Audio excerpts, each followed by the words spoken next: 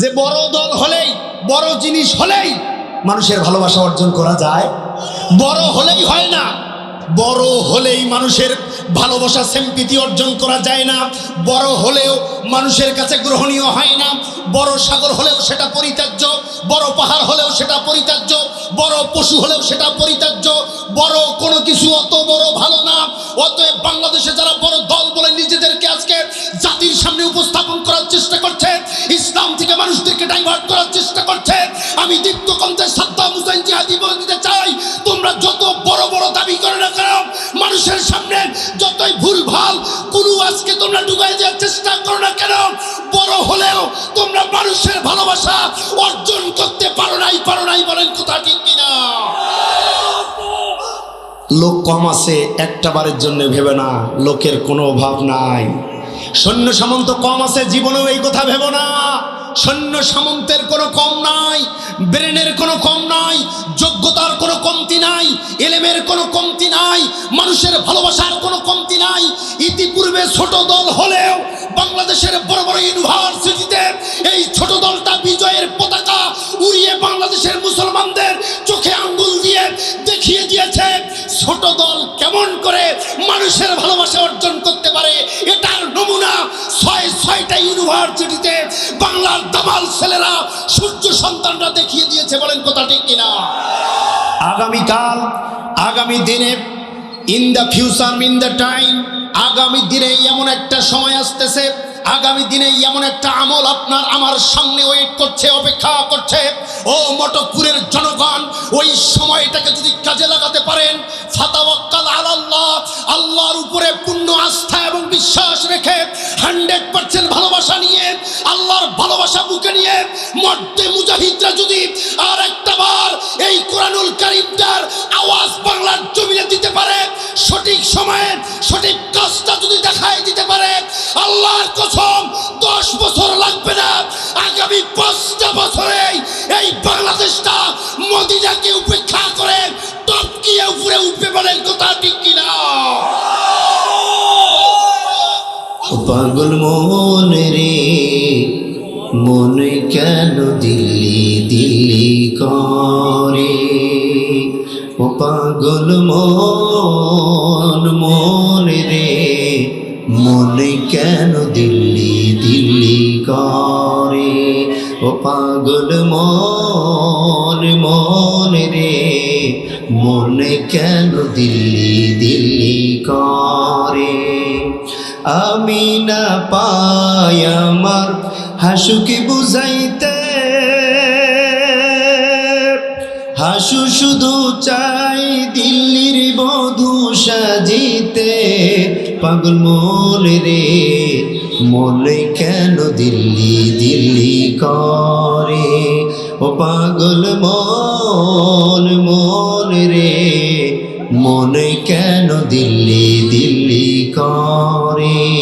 আলহামদুলিল্লাহ রাব্বিল আলামিন, যিনি আমাদের এই জীবন দিয়েছেন, মান সম্মান দিয়েছেন, ইজ্জত দিয়েছেন, বেঁচে থাকার মতো নিঃশ্বাস বিনা টাকায় বিনা বেতনে দিয়েছেন অক্সিজেন, সেই মহান মালিক ছাড়া আমাদের ইবাদত পাওয়ার, আমাদের দাসত্ব পাওয়ার আর কোন স্রষ্টা পৃথিবীতে হতে পারে?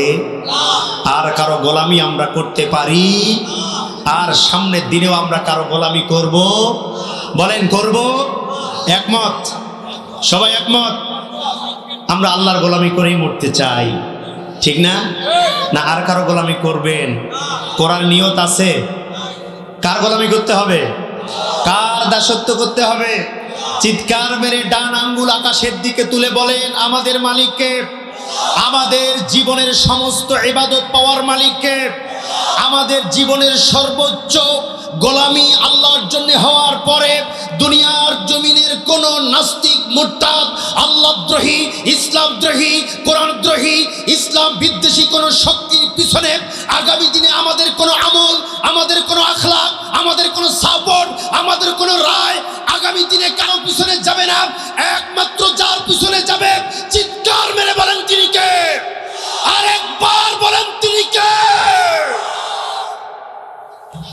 আজকের এই মটকপুরের জমিন থেকে সে আল্লাহ রাব্বুল আলামিনকে জানিয়ে দিতে চাই, আল্লাহ আমাদের জীবনের একমাত্র টার্গেট আপনার দাসত্ব করা, আমাদের জীবনের টার্গেট একমাত্র আপনার গোলামি করা, আমাদের জীবনের একমাত্র মানজিলে মাকসুদ হচ্ছে আপনার জান্নাত। আপনার জান্নাত আমরা পেতে চাই, যেতে চাই। এই জান্নাত আমাদের পাইতে হলে আপনার ইবাদত ছাড়া দ্বিতীয় কোনো ওয়ে নাই, দ্বিতীয় কোনো রাস্তা নাই। অন্য কোনো রাস্তায় যারা তালাশ করছে মুক্তি এবং শান্তি, আল্লাহর কসম করে বলি, এই কোরআনের রাস্তা ছাড়া, এই ইসলামের পথ ছাড়া যত ভ্রান্ত মতবাদ, যত আকীদা এই জমিনে চালু আছে, ও মুসলমানরা, হিন্দু মুসলমান সবাই এক জায়গায় হয়ে সমস্ত পথকে লাথি মেরে একমাত্র আল্লাহর পথ, কোরআনের পথ বেছে নিতে কারা কারা রাখি? দু হাত তুলে আল্লাহকে দেখাও।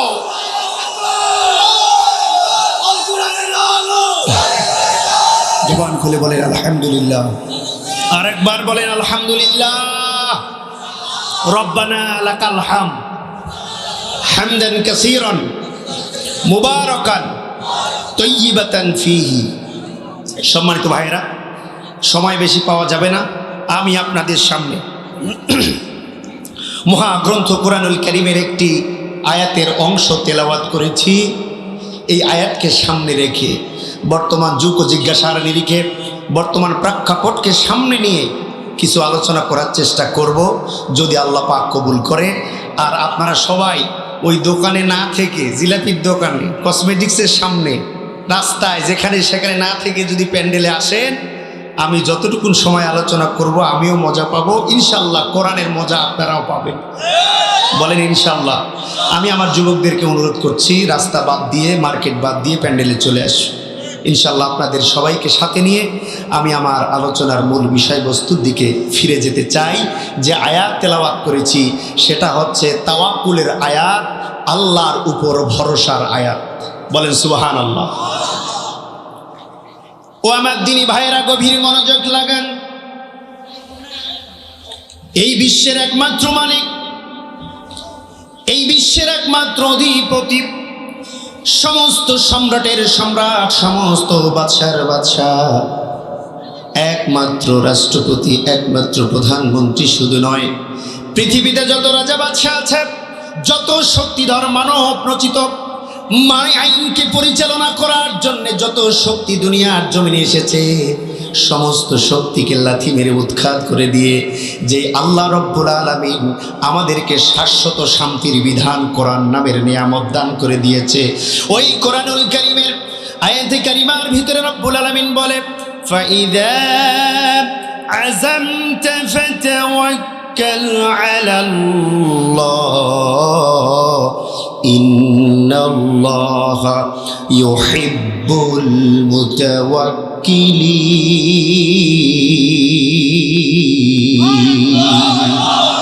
রব্বুল আলামিন বলে, ফাইযা আযামতা ফাতাওয়াক্কাল আলাল্লাহ।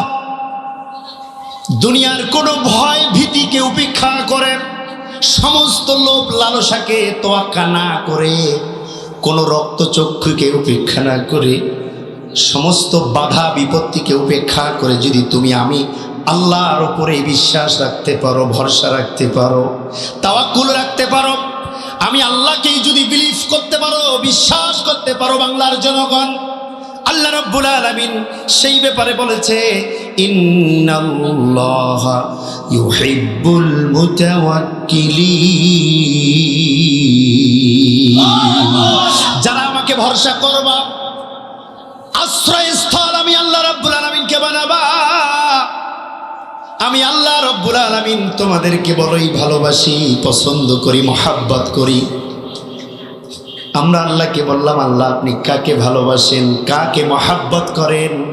আল্লাহ বলে, জীবনের সব কিছুকে বাদ দিয়ে যারা আমি আল্লাহর উপরেই ভরসা করে, তাওয়াক্কুল করে, নির্ভর করে, বিশ্বাস করে, আশা করে, আমি আল্লাহ ওই সকল বান্দা বান্দীদেরকে মহব্বত করি। চিৎকার মেরে বলেন আল্লাহু আকবার। সম্মানিত ভাইরা, বলেন আমাদের ভরসার একমাত্র আশ্রয়স্থলকে, আমাদের একমাত্র বিশ্বাস, আশা, ভরসার জায়গা কোথায়? আল্লাহর উপরে। দুনিয়ার কোনো মানুষের উপরে, দুনিয়ার কোনো দলের উপরে আমাদের কোনো ভরসা আছে? বলেন আমাদের কোনো বিশ্বাস আছে? যে আল্লাহর উপরে বিশ্বাস করলে পরে ওই আল্লাহ কোনোদিন মানুষকে ঠকাবে না। যে আল্লাহর উপরে বিশ্বাস করলে পরে এতটুকু কম আল্লাহ পাক দেবে না। যে আল্লাহর উপরে বিশ্বাস করতে হলে একেবারে মানুষেরা হেরে যেও জিতে যাবে, একেবারে নিঃস্ব হয়েও, একেবারে নিঃশান্ত হয়েও ওই মানুষকে আল্লাহ কখনো ঠকাবে না। ওই আল্লাহর উপরে যদি তাওয়াক্কুল রাখতে পারেন, ওই আল্লাহর উপরে 100% বিশ্বাস যদি রাখতে পারেন, ও বাংলার জনগণ, ওই আল্লাহ আপনাকে কখনো নিরাশ করবে না। ওই আল্লাহ আপনাকে কখনো ঠকাবে না। ওই আল্লাহ আপনাকে কোনো পরাজয় দেবে না। ওই আল্লাহর উপরে যদি 100% বিশ্বাস করে আগামী দিনে ওই আল্লাহকে যদি জিতাতে পারেন, ওই আল্লাহর আইনকে যদি বিজয়ের মালা পরাতে পারেন, বাংলাদেশের প্রত্যেকটা মানুষের সঠিক বিজয় নিশ্চিত হবে। আওয়াজ দিয়ে বলেন কথা ঠিক না ঠিক? কারণ আল্লাহর উপরে বিশ্বাস যে ব্যক্তি করে, আল্লাহ তাকে কোনোদিন নিরাশ করে, বলেন নিরাশ করে, তার আশা ভঙ্গ করে। ভাইরা আমার খেয়াল করেন, আজ আপনার আমার ইমানের মাপকাঠিটা এমন হয়ে গেছে ভাইয়েরা, আমরা আল্লাহ রাব্বুল আলামিনের উপরে ঈমান এনেছি, তার আমল করি, তার ইবাদত করি, কিন্তু বিশ্বাসের জায়গায় 100% জায়গা সেই মালিককে আমরা এখনো দিতে পারি নাই। যে আল্লাহর ইবাদত করি আপনি আমি, যে আল্লাহর রোজা রাখি আমি আপনি, যে আল্লাহর হজ করার জন্য 7 লক্ষ টাকা খরচ করলাম, যে আল্লাহর ইবাদত লক্ষ লক্ষ যাকাত টাকা আমরা দিয়ে দিলাম, সেই আল্লাহর উপরে আমরা ভরসা রাখতে পারছি না। আজকে আপনি আমি বলছি, এই কোরআন কোনোদিন দেশ পরিচালনা করতে পারবে না। এমন কম দামি ইমানদার, কমজোরি ইমানদার, কম পার্সেন্টওয়ালা ইমানদার সমাজে নাই। চিৎকার মেরে বলেন নাই, বেশি আছে।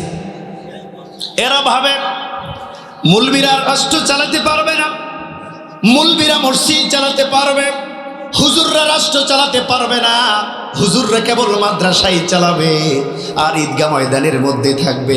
বছরে একটা বার শুধু ওয়াজ মাহফিল করবে, হুজুরদের খেল খতম। দুনিয়ার মানুষের এই টেন্ডেন্সিটা জন্ম হয়ে গেছে। রাষ্ট্র পরিচালনার ক্ষেত্রে আমরা কোরআনকে মূল্যায়ন করতে চাই না, আলেম ওলামাদেরকে বিশ্বাস করতে চাই না। আল্লাহ রাব্বুল আলামিন মনে হচ্ছে আমাদের দিকে লক্ষ্য করে আজকে এই কোরআনের আয়াত। কি ভূমিকম্প হচ্ছে কেন? আস্তে হাঁটেন, আস্তে হাঁটেন, আস্তে, মাইকো নড়ছে, মুখ ভূমিকম্প হচ্ছে। ভাইরা আমার খেয়াল করেন, আল্লাহ রাব্বুল আলামিন আপনার মনের দিকে, আমার মনের দিকে খেয়াল করেন। আজ থেকে 1500 বছর পূর্বে কোরআনুল কারীমের আয়াত নাজিল করে জানিয়ে দিয়েছে আমাদের অবস্থাটা কেমন হবে। আল্লাহ খুব ভালো করেই জানে এমন একটা দিন আসবে যেই দিন আমার কোরআন বিজয়ের সন্নিকটে দাঁড়িয়ে যাবে। একটু চেষ্টা করলেই মানুষেরা আমার কোরআনকে বিজয় করতে পারে। ওই সময়ের মধ্যে আমার কিছু বান্দাবান্দি, আমার কিছু নরমাল ইমানদার বান্দারা, তারা ইবাদত করবে আমি আল্লাহর, কিন্তু আমি আল্লাহর উপরে রাষ্ট্র পরিচালনা করার জন্য 100% বিশ্বাসী হবে না। আজকে এই কোয়ালিটির মানুষ আমাদের সমাজে কম না বেশি? চিৎকার মেরে বলেন, কম না বেশি? এরা বলছে আরে জামাত ইসলাম জীবনে কোনোদিন রাষ্ট্র চালায় নাই, জামাত ইসলামের কথা বাদেই দিলাম। এরা বলছে এই কোরআন দিয়ে কোনোদিন বাংলাদেশ চলতে পারে, কোরআন দিয়ে নবী সৌদি আরবে চালাইতে পারে নাই। কিন্তু তারা জানে না আমার এই কোরআনুল কারীম, আল্লাহর এই কোরআন দিয়ে বিশ্ব নবী সৌদি আরবের জমিনটাকে 10 বছর পরিচালনা করেছেন। বলেন আল্লাহু আকবার। ও বাংলাদেশের মানুষজন, ও জনগণ, কান খুলে শোনো। যখন মদের রাহাজানি চতুর্দিকে প্রকট আকার ধারণ করেছে, মেয়েদেরকে, নারীদেরকে রাস্তার মধ্যে দাঁড় করে উলঙ্গ করে ধর্ষণ করা হয়েছে, মেয়ে মানুষদেরকে জ্যান্ত পুঁতে ফেলা হতো, কোন গর্ভবতী নারী রাস্তা দিয়ে যখন হেঁটে যেত, তার পেটের ভিতরে মেয়ে আছে না ছেলে আছে, কাপড় খুলে পেট চিরে দেখা হতো। নাউজুবিল্লাহ বলবেন না? চিৎকার মেরে বলবেন না নাউজুবিল্লাহ? এমন অরাজকতার সময় বিশ্বনবী দেখলেন দুনিয়ার কোন মানুষের রচিত আইন দিয়ে এই অরাজকতা দূর করা যাবে না। আল্লাহর নবী বিশ্বনবী দেখলেন এই দুনিয়ার জমিনে কোন বেটা বেটির, কোন দাদা দাদির, কোন নানা নানির আইন দিয়ে সংসদ পরিচালনা হতে হলেও সমাজ পরিচালনা করা যায় না। তখন বিশ্বনবী আল্লাহকে বললেন, আল্লাহ এমন একটা সমাধান দাও এই অরাজকতাকে আল্লাহ এই দুনিয়ার জমিন থেকে যেন আমি উৎখাত করতে পারি। আওয়াজ দিয়ে বলেন আল্লাহু আকবার। ওয়ানাজ্জালনা আলাইকাল কিতাবান বিল হুদা। আল্লাহ পাক রব্বুল আলামিন বলেন, নবী আপনি আপনার চোখের সামনে যত অরাজকতা দেখলেন, আমাকে বললেন এটা দূর করার জন্য এখন ভাবে নেন। আমি আল্লাহ এই কোরআন দিলাম, এই কোরআন দিয়ে এখন আপনি সমাজের প্রত্যেকটা অপরাধকে দুনিয়ার জমিন থেকে উৎখাত করে দেন। আল্লাহর নবী বিশ্ব নবী বললেন, আল্লাহ সমাজের মানুষেরা আমাকে মারবে। আল্লাহ বললেন কোরআন দিলাম, সমাজ চালাও। আল্লাহর নবী বললেন, আল্লাহ সমাজের লোকেরা আমাকে মারবে। আল্লাহ পাক জিবরিলের দ্বারা আল্লাহর নবীকে ধমক দিলেন, খবরদার এই কোরআন দিয়ে দেশ চালানোর ক্ষেত্রে, সমাজ পরিচালনা করার ক্ষেত্রে তোমাকে কে মারবে সেটার দিকে তাকায়ও না, তোমার নামে কে মামলা দেবে সেই দিকে তাকানোর দাম নাই, সেই দিকে তাকানোর কোনো, সেই দিকে খেয়াল করার কোনো সময় তোমার হাতে নাই। কে তোমাকে ঢেল মারবে, কে তোমার গলায় রশি দিয়ে ফাঁস লাগিয়ে দিবে, সেই দিকে তাকানোর কোনো দাম নাই। তুমি একমাত্র আমার কোরআনকে বিজয় করার জন্যই চেষ্টা করো। বলেন সুবহানাল্লাহ। আল্লাহর নবী সংগ্রাম শুরু করে দিলেন। আল্লাহ পাক আল্লাহর নবীকে কোরআন দিলেন, দিয়ে মক্কার জমিন শাসন হচ্ছে না, হিজরত করালেন মদিনায়। মাত্র 10টা বছর এই কোরআন দিয়ে এই মরুভূমি জায়গায়, যেখানে রবি শস্য আবাদ হয় না, যেখানে মেয়ে মানুষের, নারী মানুষের, নারীদের, মায়েদের, বোনদের কোনো ইজ্জতের নিরাপত্তা ছিল না, যেখানে মদ, জুয়া, রাহাজানি, দেহ ব্যবসার রাজত্ব কায়েম ছিল, আল্লাহর নবী মাত্র 10টা বছর দিয়ে কোরআনের দাওয়াত দিয়ে মদিনার জমিনটাকে এত উর্বর করে তুললেন, যেই মদিনা একেবারে মরুভূমির জায়গা ছিল, এই কোরআন যাওয়ার সাথে সাথে ওই মদিনাকে আল্লাহ পাক সোনার মদিনায় বানায় দিলেন। বলেন সুবহানাল্লাহ। গতকালকে দিনাজপুরের এক জমিনে আলোচনা করতে বলছিলাম যে সৌদি আরবে কোনো কিছু আবাদ সেই সময় হতো না, সেই জায়গার মধ্যে এই কোরআনের আইন আসার পরে সারা বিশ্বের মানুষ মদিনাকে, সৌদি আরবকে স্মরণ করে। তার তুলনায় বলেন বাংলাদেশে সব প্রকারের আবাদ হয় কি হয় না? সব রবি শস্য ফসল বাংলাদেশে পাওয়া যায় কি যায় না? এটা উর্বর জায়গা, একটা মরুভূমির জায়গা যদি কোরআনের ছোঁয়ায় আলোকিত হতে পারে, এই বাংলাদেশ সুজলা সুফলা বাংলাদেশ, এই বাংলাদেশ কেন কোরআনের রাজ প্রতিষ্ঠা হবে না? এই বাংলাদেশের প্রত্যেকটা জনগণের জন্য দায়ী। বলেন কথা ঠিক কিনা? একটা মরুভূমি জায়গা যদি সোনার জায়গা হতে পারে, আমার বাংলাদেশে সব আবাদ হয়, এই জমিনটা কেন কোরআন দিয়ে চলবে না? ও বাংলার জনগণ, এর দায়ভার আপনার আর আমার উপরে। আগামীকাল, আগামী দিনে, in the future, in the time, আগামী দিনে এমন একটা সময় আসতেছে, আগামী দিনে এমন একটা আমল আপনার আমার সামনে ওয়েট করছে, অপেক্ষা করছে।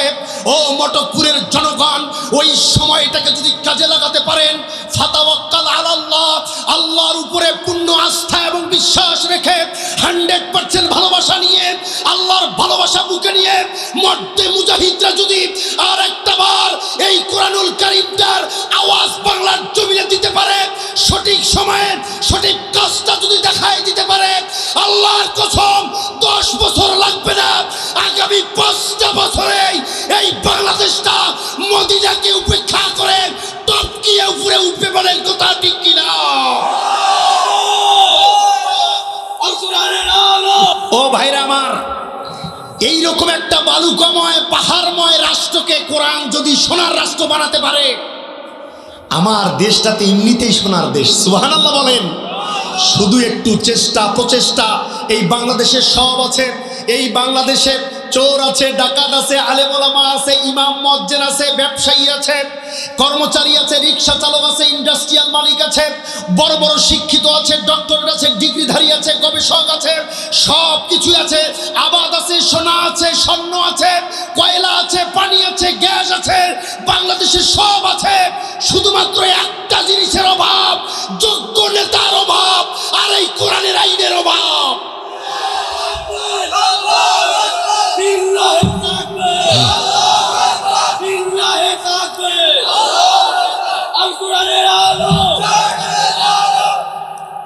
সম্মানিত ভাইরা, আমি আপনাদের সামনে এক্সাম্পল হিসেবে সৌদি আরবকে উপস্থাপন করলাম, যেই সৌদি আরব অন্যান্য বিশ্বের দিকে তাকায় ছিল একটু খাবার পাঠাবে তারপরে খাবে, এই কোরআন তাদেরকে এখন সুজলা সুফলায় রূপান্তরিত করে দিয়েছে। আমার বাংলাদেশে তো কোনো অভাব নাই। ও বাংলার তাওহীদি জনতা, আর একটা বার আল্লাহর উপরে পূর্ণ আস্থা রেখে ফাতাওয়াক্কাল আলাল্লাহি ইন্নাল্লাহা ইউহিব্বুল মুতাওয়াক্কিলিন, এই আয়াতের উপরে আগামী দিনে আরেকটা বার সংকল্প গ্রহণ করেন, আরেকটা বার বুকে হাত দিয়ে যে আল্লাহ আমাদেরকে পাঠিয়েছেন, যে আল্লাহর কাছে আবার রিটার্ন টু ব্যাক হতে হবে, যে আল্লাহর সামনে আবার হিসেব নিকেশ প্রদান করতে হবে, যে আল্লাহর জান্নাত জাহান্নামে যেতে হবে, যে আল্লাহ আমাদেরকে সম্মান দিয়েছে, ইজ্জত দিয়েছে, ওই আল্লাহর পাঠানো এই কোরআনটা আগামী দিনে 5টা বছরের জন্য বাংলার মসনদে বসিয়ে আমরা দেখতে চাই কিভাবে সোনার দেশ এই কোরআন তৈরি করতে পারে। বলেন কথা ঠিক না বেটি? আপনারা দেখতে চান? কারা কারা চান না?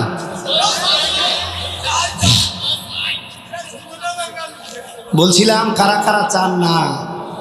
কথা আগে বুঝেন, যোগে মাতাল হইয়েন না, আগে শোনেন, বুঝেন, মাথার ভিতরে ক্লু ঢুকান, মাথার ভিতরে নিজেকে নিজে প্রশ্ন করেন। যেই সৌদি আরবে কিচ্ছুই ছিল না, একটা গাছ ছিল না, খাবার তো দূরের কথা, পানি পাইতে গেলে হাজার হাজার কিলোমিটার দূরে সফর করে তারপরে পানি খেতে হয়, তারপরও গরম পানি। কি পানি? তো এইরকম একটা অনুর্বর, অসুন্দর, অডেভেলপমেন্ট একটা রাষ্ট্রকে যদি কোরআন সারা বিশ্বের মধ্যে রোমান্টিক, সারা বিশ্বের মধ্যে মডেল দেশে পরিণত করতে পারে, এই সোনার বাংলাদেশটাকে কি কোরআন পরিচালনা করতে পারে না? চিৎকার মেরে বলেন, পারে কি পারে না? কিন্তু হচ্ছে না কেন? আপনার আর আমার মুনাফিকিতার কারণ, আপনার আর আমার কাজের ঘাটতি। আপনি আর আমি, আল্লাহ ঠিকই কোরআন পাঠিয়েছে এই জমিনে প্রতিষ্ঠিত লাভ করার জন্য, কিন্তু মাঝখানে একটা দায়িত্ব আপনাকে আমাকে দিয়েছে, একটা প্রসেস মেনটেন করে, একটা কাজের মারফতে ইলা আহলিহা, একটা কাজের মাধ্যমে, আমলের মাধ্যমে এই কোরআনটা দল করে, কোরআনের রাজনীতি করে, কোরআনের মিটিং মিছিল করে, কোরআনকে সবাইকে নিয়ে একটা সিস্টেমের মাধ্যমে এই কোরআনটাকে বিজয় করার ফর্মুলা আল্লাহ আমাদেরকে বাতলিয়ে দিয়েছে। এই ফর্মুলায় আমরা আমল করতে পারতেছি না, কিন্তু প্রয়োগ নাই। অঙ্ক হবে, অঙ্কের রেজাল্ট মিলবে, সব কিছু ঠিক আছে, কিন্তু সূত্র মাফিক আল্লাহ যে প্রয়োগটা করেছে সেই প্রয়োগটা আমরা দেখাতে পাচ্ছি না। মুসলমান, কথা বুঝে আসে? কথা কি বোঝা যায়? অতএব ফাতাওয়াক্কাল আলাল্লাহ, আগামী দিনে কোনো বড় দল বুঝি না, ছোট দল বুঝি না, মাঝারি দল বুঝি না, বাবা বুঝি না, বেটি বুঝি না, ভাগিনা বুঝি না, খালাতো ভাই বুঝি না, কোনো কিচ্ছুকে জুতার তলে লাথি মেরে খচিয়ে দাবিয়ে দিয়ে আল্লাহর কোরআনটাকেই বুকে তুলে, মাথার উপরে তুলে আর একটা বার সেই আমলটা আমরা করব, যেই আমলটা দিয়ে বাংলাদেশ সারা বিশ্বকে দেখাবে কিভাবে কোরআনের রাজনীতি করে আল্লাহর জমিনে আল্লাহর দ্বীন কিভাবে কায়েম করতে হয়। এটা বাংলাদেশের মানুষেরা এবার দেখিয়ে দিবে। কারা কারা রাজি আছে এই আমল করতে? তাকবীর দিয়ে আল্লাহকে দেখাও। একটা বার দিল খুলে শোনেন, ফাইজা আযামতা ফাতাওয়াক্কাল আলাল্লাহ, একটাই আয়াত তেলাওয়াত করেছি, ওই একটা আয়াত দিয়ে আলোচনা শেষ হবে। অন্য কোনো আয়াতে যাওয়ার কোনো সময়ও নাই, আর যাইতেও চাই না। কথা বুঝেন? আবার কথা বোঝা যায়? আল্লাহ পাক কি বলেছে? ফাইজা আযামতা, যদি তুমি, যখন তুমি ফাতাওয়াক্কাল আলাল্লাহ, আল্লাহর উপরে তোমার জীবনের ছোট কাজ, বড় কাজ, মাঝারি কাজ, মিনি কাজ, তোমার রিক্সা চালা, তোমার আবাদ বেরু, তোমার ব্যবসা বাণিজ্য, তোমার চাকরি বাকরি, তোমার যত লেনদেন, মুআমালাত, মুআশারাত, বাচ্চা পালন করা, বিবাহ করা, শ্বশুর শাশুড়ি, মা বাবা, যত কাজ কারবার আছে, এই সব কাজ কারবারের মধ্যে আমি আল্লাহর উপরে যদি পূর্ণ বিশ্বাসটা রাখতে পারো, সব কাজ যদি আমি আল্লাহর জন্যই করতে পারো, ইউহিব্বুল মুতাওয়াক্কিলিন, আমি আল্লাহ তোমাকে ভালোবেসেছি, ভালোবাসবো। সুবহানাল্লাহ। আর জোরে বলেন সুবহানাল্লাহ।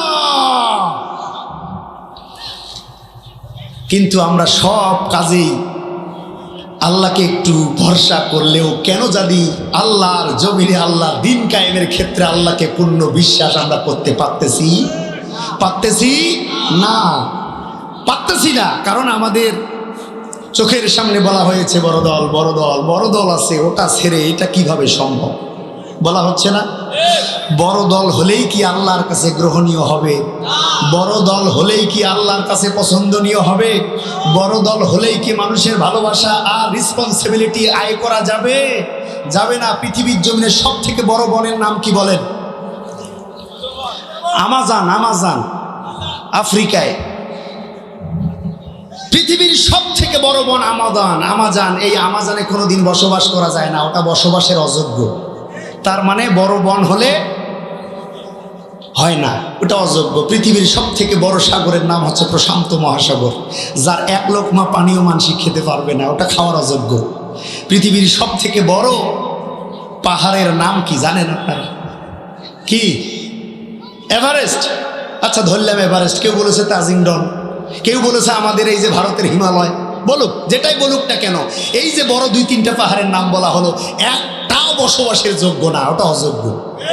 পৃথিবীর সব থেকে বড় প্রাণীকে বলা হয় হাতিকে, যদিও এখন নীলতিমি, এক সময় ছিল হাতি। পৃথিবীর সব থেকে বড় প্রাণী হাতি, সেই হাতির মাংস খাওয়ার অযোগ্য, এটা হারাম। তার মানে বোঝা যাচ্ছে বাংলার জনগণ, বাইরের কান নয় দিলের কান লাগিয়ে শুনবেন, যে বড় দল হলেই, বড় জিনিস হলেই মানুষের ভালোবাসা অর্জন করা যায়। বড় হলেই হয় না, বড় হলেই মানুষের ভালোবাসা সিম্পেথি অর্জন করা যায় না। বড় হলেও মানুষের কাছে গ্রহণীয় হয় না। বড় সাগর হলেও সেটা পরিত্যাজ্য, বড় পাহাড় হলেও সেটা পরিত্যাজ্য, বড় পশু হলেও সেটা পরিত্যাজ্য। বড় কোনো কিছু অত বড় ভালো না। অতএব বাংলাদেশে যারা বড় দল বলে নিজেদেরকে আজকে জাতির সামনে উপস্থাপন করার চেষ্টা করছে, ইসলাম থেকে মানুষদেরকে ডাইভার্ট করার চেষ্টা করছে, আমি দীপ্ত কণ্ঠে সাদ্দাম হুসাইন জিহাদি বলে দিতে চাই, তোমরা যত বড় বড় দাবি করে না কেন, মানুষের সামনে যতই ভুল ভাল কুলু আজকে তোমরা ডুবাই দেওয়ার চেষ্টা করো না কেন, বড় হলেও তোমরা মানুষের ভালোবাসা অর্জন করতে পারো নাই বলেন কথা ঠিক কিনা? যে বড় দল হলেই, বড় জিনিস হলেই মানুষের ভালোবাসা অর্জন করা যায়, বড় হলেই হয় না। অনেক সময় ছোট হলেও, অনেক সময় কম সংখ্যক হয়েও, অনেক সময় ছোট হয়েও, অনেক সময় কম মেজরিটি নিয়ে হলেও, অনেক সময় কম দলবল নিয়ে হলেও আল্লাহ রাব্বুল আলামিনের মঞ্জিলে মাকসুদে পৌঁছা যায়। এইরকম হাজারটা দলিল ইসলামের ইতিহাসে আছে। ভাইরা আমার, বদরের যুদ্ধে কাফেরদের দল ছিল সব থেকে বড় দল, 1000-এর বেশি সৈন্য সামন্ত, অস্ত্র শস্ত্র সবকিছু ভারী অস্ত্র নিয়ে বদরের প্রান্তরে আবু জেহেল এসেছিল। প্রক্ষান্তরে ছোট দলের মানুষ হচ্ছে মুহাম্মদ সাল্লাল্লাহু। সদস্য সংখ্যা কয়জন?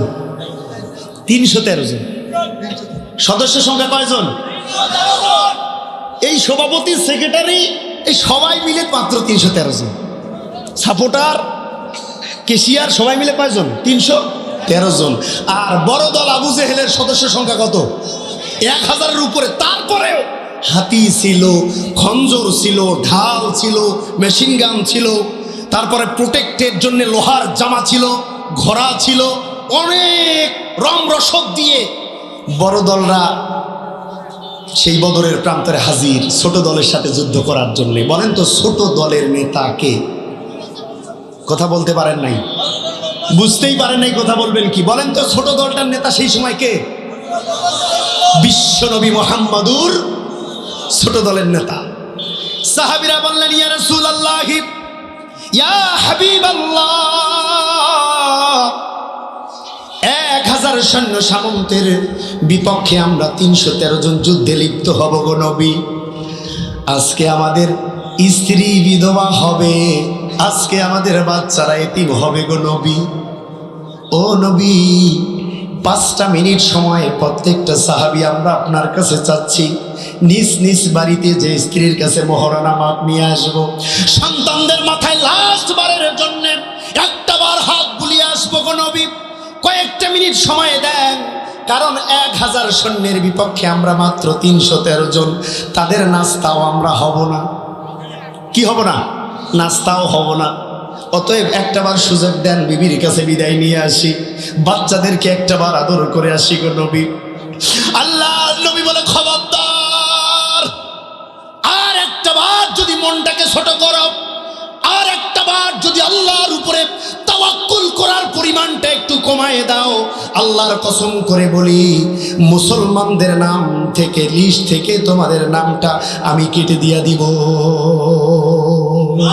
চিৎকার করে বলেন আল্লাহু আকবার। কি বললেন নবী? খবরদার মনটা ছোট করো না, কম সংখ্যক হলেও যুদ্ধে যেতেই হবে। বলেন তো অর্ডারটা কার? বদরের যুদ্ধে যেতেই হবে, যুদ্ধ করতে হবে, এই নির্দেশ কে দিয়েছে? ওয়ালাকাদ নাসারাকুমুল্লাহু বিবদরি ওয়া আনতুম আযিল্লাহ। আল্লাহ বলেছেন নবী যুদ্ধে যাও, তোমার সৈন্য কম থাকলে কি হবে? আমি আসমান থেকে নাসারাকুমুল্লাহ এমন সাহায্য পাঠাবো, তুমি তোমার কলিজা, তোমার সাহাবীদের অন্তর প্রফুল্ল হয়ে যাবে, শান্তি হয়ে যাবে, চোখ শীতল হয়ে যাবে। বলেন না সুবহানাল্লাহ। আল্লাহ নবীরকে ধমকের পরে সাহাবা আজমাইনদের ইমানের দীপ্তটা একটু বেড়ে গেল না রে? আল্লাহ নবী যেহেতু ধমক দিয়েছে, অতএব অত সহজে আমাদের পরাজয় হবে না। সুবহানাল্লাহ বলেন। আল্লাহ নবী যেহেতু যেতেই বলেছে, আর বিবির কাছে যেহেতু মাপ নিতে যেতে দিচ্ছে না, তার মানে অত সহজে আমাদের হার হবে না, ঠিক কিনা? এবার আল্লাহ নবী বললেন, সাহাবীরা প্রস্তুত হয়ে যাও, বদরের প্রান্তরে যেতে হবে, 1000 সৈন্যের বিপক্ষে যুদ্ধে অবতীর্ণ হতে হবে। সাহাবীরা বললেন, ইয়া রাসূলুল্লাহ লাব্বাইক ওয়া সাদাইক, আমরা রেডি, আমরা প্রস্তুত, চলেন কোথায় যেতে হবে, কিভাবে যেতে হবে, কিভাবে শুরু করতে হবে। এবার যুদ্ধ হয়ে গেল, বড় দল হেরে গেল, পরাজিত হয়ে গেল, ছোট দলকে আল্লাহ রব্বুল আলামিন গায়বীভাবে বিজয় দান করলে। বলেন 1000-এর দল জয়ী হয়েছে না 300 দল জয়ী?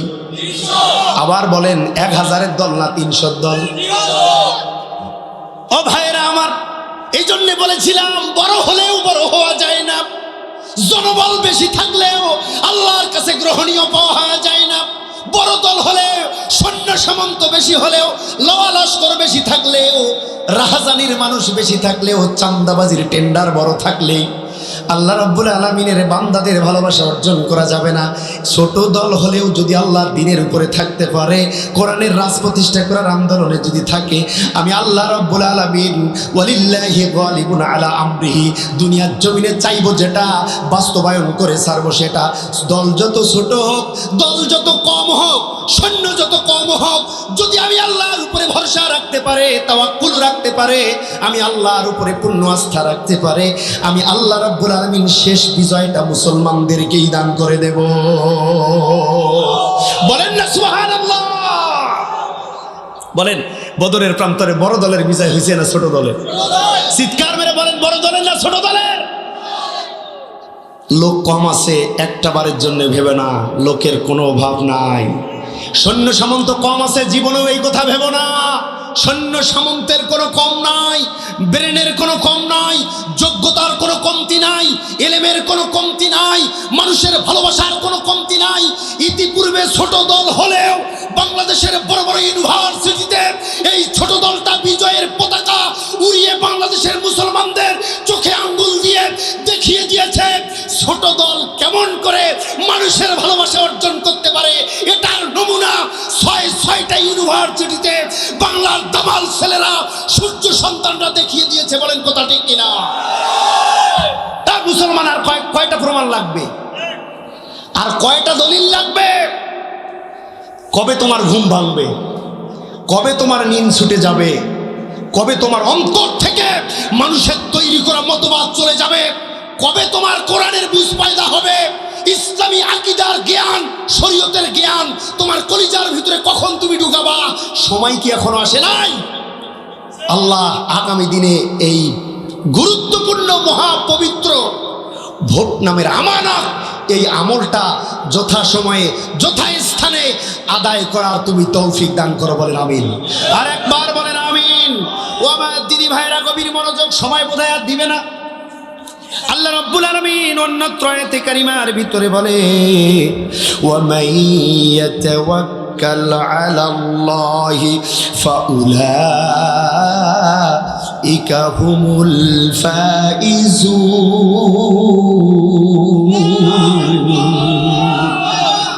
ওয়া মাইয়াতাওয়াক্কাল আলাল্লাহ, ও বাংলার মুসলমানেরা, আমি আল্লাহর উপরে যদি ভরসা রাখতে পারো, নির্ভর করতে পারো 100%, আমি আল্লাহর উপরেই যদি ভরসা রাখতে পারো আর বলতে পারো যে আল্লাহ আমাদেরকে এই দুনিয়ার জমিনে পাঠিয়েছে, তার আইন ছাড়া আর কোনো আইন আমরা মানব না, আর কোনো ঘুষ খাবো না, ভোটের আগের রাতে আমি 1000 টাকার জন্য আমার ভোট বিক্রি করব না, যতই তারা রাস্তা পাকা করতে চাক, যতই তারা কাঁচাঘর পাকা করে দিতে চাক, যতই তারা টয়লেট দেখ, যতই তারা আমাকে একটা কাঠের ওভার দিক না কেন, কোনো কিছুতে আর তোয়াক্কা না করে আগামী দিনে আল্লাহর এই পবিত্র ভূমিটাতে, আল্লাহর জমিন আল্লাহর কোরআনটা দিয়েই পরিচালিত হবে, এটার উপরে যদি পূর্ণ আস্থা এবং ভরসা রাখতে পারেন, আল্লাহ পাক বলেন ফাউলাইকা হুমুল ফাইজুন।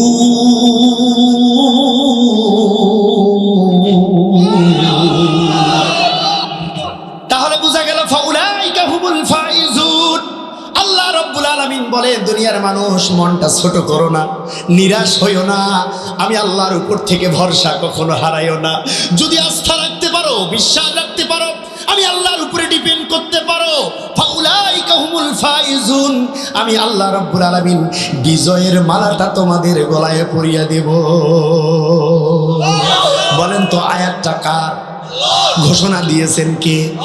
আল্লাহর কোন কথা কি মিথ্যা হতে পারে? ওয়া মান আসদাকু মিনাল্লাহি কিলা। আল্লাহ রাব্বুল আলামিন বলে, আমি যেটা বলি সেটা সত্য বলি, আমি যেটা করি সেটা সত্য করি, আমি যেটা করতে চাই সেটা অবশ্যই করব। আর দুনিয়ার জমিনের মানুষেরা যেটা করতে চায় সেটা করতে নাও পারে, আমি আল্লাহর সিদ্ধান্তটাই হচ্ছে বাংলার জমিনের চূড়ান্ত সিদ্ধান্ত। বলেন সুবহানাল্লাহ।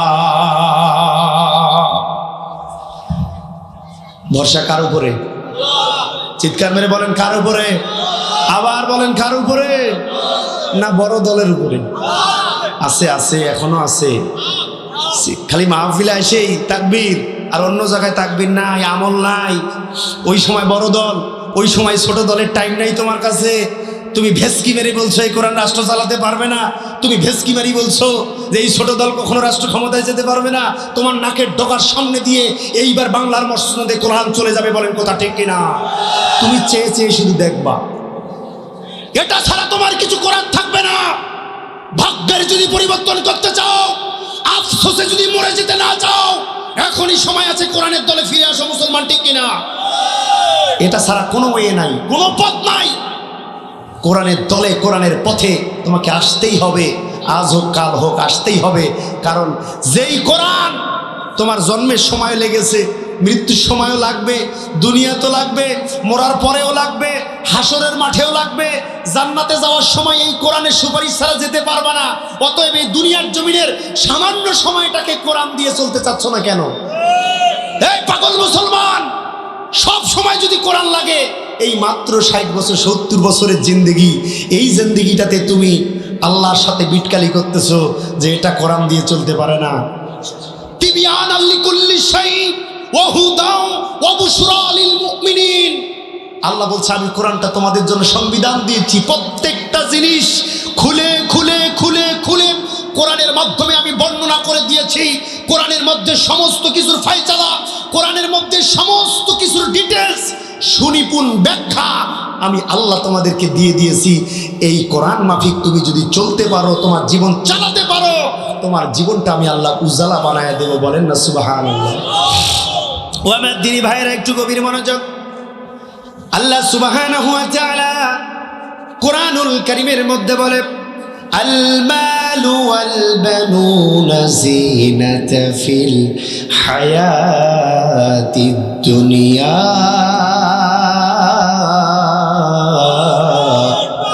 এই দুনিয়ার জমিনে সন্তান সন্ততি এবং মাল, এই দুনিয়ার জমিনে দুইটার কথা আল্লাহ পাক ব্যবহার করেছে। আপনার আমার আদরের সন্তানের কথা ব্যবহার করেছে, আর আপনার আমার পকেটে যে টাকা আছে সেটার কথা আল্লাহ পাক বলেছে। মানুষ সন্তানকে যেমন ভালোবাসে, টাকাকেও ঠিক তেমন ভালোবাসে। বাসে না? আপনারা বাসেন না? অনেকে সন্তানের থেকে টাকা কি বেশি ভালোবাসে। সন্তান দরকার নাই, মাল লাগে, মাল আছে না নাই? এই জন্য আল্লাহ পাক দুইটা জিনিসের কথা কোরআনে বলেছে, মানুষ তোমরা যে দুইটা জিনিসকে বড় ভালোবাসো আমি জানি। এই জন্য 1000 বছর আগে আমি কোরআনের কারীমের ভিতরে আমি ওই আয়াত দিয়ে দিয়েছি, যেই সময় সন্তান লাগবে আমি আল্লাহ সন্তান দেব, যেই সময় টাকা লাগবে আমি আল্লাহ টাকা দেব, কিন্তু শর্ত হচ্ছে আমি আল্লাহ রাব্বুল আলামিনকেই একমাত্র কেবলমাত্র শুধুমাত্র মালিক হিসেবে মেনে নিতে হবে।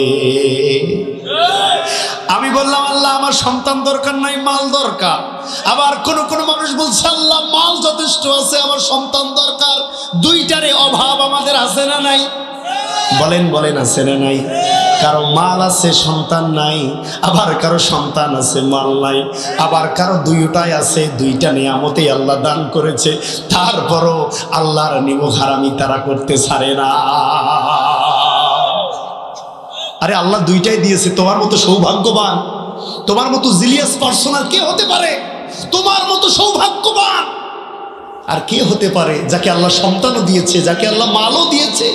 এই দুইটা নিয়ামত আল্লাহ যাকে দিয়েছে তার দুনিয়ার জমিনের কোনো অপূর্ণতা নাই। বলেন না সুবহানাল্লাহ? ভাইরা আমার, এই জন্য যাদের সন্তান আছে আল্লাহর শুকরিয়া, যাদের মাল আছে তাও আল্লাহর শুকরিয়া। ওই মাল থেকে আল্লাহ রাব্বুল আলামিন বলেন, আমি যেহেতু তোমাদের এই দুইটা ভালোবাসার বস্তু দিয়েছি, সেখান থেকে তুমি যেমন তোমার প্রেমিকাকে ভালোবাসো, ভ্যালেন্টাইন্স দিনের মধ্যে, ভ্যালেন্টাইন্স ডে যেই দিন, সেই দিন তোমার বান্ধবীকে তুমি একটা গিফট করো, করো কি করে না? পহেলা বৈশাখের দিন একটা ফুলের তোড়া তোমার বান্ধবীর জন্য তুমি কেনো। মা বাবার চোখকে ফাঁকি দিয়ে এই যে শীতের মৌসুম এসেছে, 4000 টাকা খরচ করে বান্ধবীকে একটা তুমি ব্লেজার কিনে দেবা, এটা তোমার ভালোবাসা, ঠিক কিনা? তুমি যাকে ভালোবাসো তার জন্যই তুমি খরচ করতেছো। আবার যখন ঈদ আসবে, ঈদের 4-5 দিন আগে ঈদের একটা ভালোবাসার কার্ড তার বাড়িতে তুমি পৌঁছায়া দাও। আল্লাহ বুঝে না? আল্লাহ জানে না তুমি যাকে ভালোবাসো তার জন্য কি কি করো? আল্লাহ বোধহয় বুঝে না। ও দুনিয়ার মানুষ, কান লাগান, তুমি যাকে ভালোবাসো তার জন্য তুমি খরচ করো। আল্লাহ রাব্বুল আলামিন সন্তান দিয়ে আমাদেরকে ভালোবেসেছে, আল্লাহ আমাদেরকে সম্পদ দিয়ে ভালোবেসেছে। রে বলো জনগণ, যে আল্লাহ আমাদেরকে ভালোবেসেছে, আমরা আল্লাহর প্রেমিক, আল্লাহ আমাদেরকে ভালোবাসে, আমরা আল্লাহকে ভালোবাসি। ওই ভালোবাসার মানুষটার জন্য কি খরচ করার দরকার নাই? দুনিয়ার একটা মেয়ের জন্য যদি এত কিছু তুমি খরচ করতে পারো, একটা ঈদের জন্য 1000টা SMS কিনে প্রত্যেক দিন Eid Mubarak, Eid Mubarak, Eid Mubarak, Eid, I love you, I love you, আছে না নাই? এক ভালোবাসা কয়বার জানাইতে হয়? প্রত্যেক দিন স্মরণ করে দেখ হজরের আগে, আই লাভ ইউ, প্রত্যেক দিন। আরে বাবা, তুমি যে ওকে ভালোবাসো তো জানেই, তারপরে স্মরণ করে দিচ্ছ গিফট দিয়া, তারপরে দাওয়াত খাওয়াইয়া, ফুচকা খাওয়াইয়া, বেড়াইতে নিয়ে যায়া, অনেক কিছু দেয়া তাকে আবার বারবার স্মরণ করতেছো যে আমি ভালোবাসি, আমি কিন্তু ভালোবাসি, এটা ভুলে যাইও না। আছে না নাই? যে আল্লাহ আপনাকে আমাকে ভালোবাসে, সে আল্লাহ দুইটা জিনিস আপনার কাছ থেকে চেয়েছে।